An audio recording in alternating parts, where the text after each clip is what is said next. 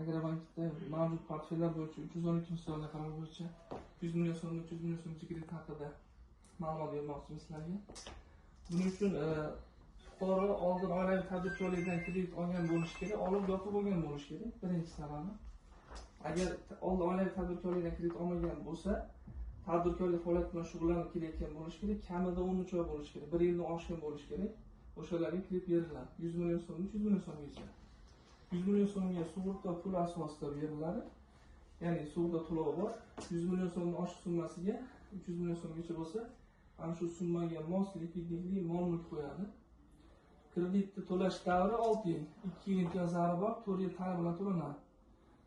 Xo'jobod hududi 3-toifaga kirganligi uchun 21%. Ayollarga 19% beriladi kredit. Keyin bizda arzon kredit degan tarifimiz ham bor. Bu fuqaroni boshqa banklardagi kreditini o'ziga Agrobank sotib olishga o'xshagan narsa. Sodroq tushuntirganda